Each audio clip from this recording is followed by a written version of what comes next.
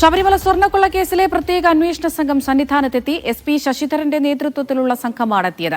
Executive ഓഫീസിലെ file പരിശോധിക്കുന്നു. നന്ദുഷ വിവരങ്ങൾ നൽകും. നന്ദുഷ, എന്തൊക്കെ കാര്യങ്ങളാണ് SIT പരിശോധിക്കുന്നത് സന്നിധാനത്ത്?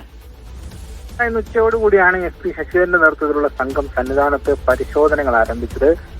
ശബരിമല എക്സിക്യൂട്ടീവ് ഓഫീസറുടെ കാര്യാലയത്തിലാണ് ഇപ്പോൾ പരിശോധന നടക്കുന്നത്. 2017 ശേഷം സന്നിധാനത്ത് സമർപ്പിക്കപ്പെട്ടിട്ടുള്ള സ്വർണം, വെള്ളി, ചെമ്പ് ആഭരണങ്ങളുടെ പ്രത്യേക രജിസ്റ്ററുകളും ഇത് സംബന്ധിച്ച രേഖകളുമാണ് പരിശോധിക്കുന്നത്. അതോടൊപ്പം വഴിപാടായി ലഭിച്ചിട്ടുള്ള സ്വത്തുവകകളുടെ രേഖകൾ കൂടി പരിശോധിക്കുന്നുണ്ട്.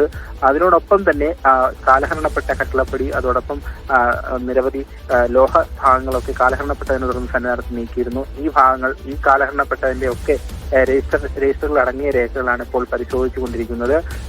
SP ശശിധരന്റെ നേതൃത്വത്തിലുള്ള സംഘമാണ് ഇപ്പോൾ പരിശോധന നടത്തുന്നത്. അതിനിടയിലാണ് ഉണ്ണികൃഷ്ണൻ പോറ്റിയെ കസ്റ്റഡിയിലെടുത്തു എന്നുള്ളൊരു വിവരം കൂടി പുറത്തു വരുന്നത്. അദ്ദേഹത്തെ SITയുടെ പ്രത്യേക ഓഫീസിലേക്ക്, അല്ലെങ്കിൽ SITയുടെ ക്യാമ്പ് ഓഫീസിലേക്ക് കൊണ്ടുവരുമെന്നാണ് സൂചന ലഭിച്ചതിനെ തുടർന്ന് ഇപ്പോൾ പ്രത്യേക സംഘം ഇവിടെ ക്യാമ്പ് ചെയ്യുന്ന ഓഫീസിന് മുന്നിൽ മിക്കവാറുമുള്ള മാധ്യമങ്ങളൊക്കെ തടിച്ചുകൂടിയിട്ടുണ്ട്. ഏതായാലും അത്തരമൊരു സൂചനയാണ് ഇപ്പോൾ നിലവിൽ പുറത്തു വരുന്നത്.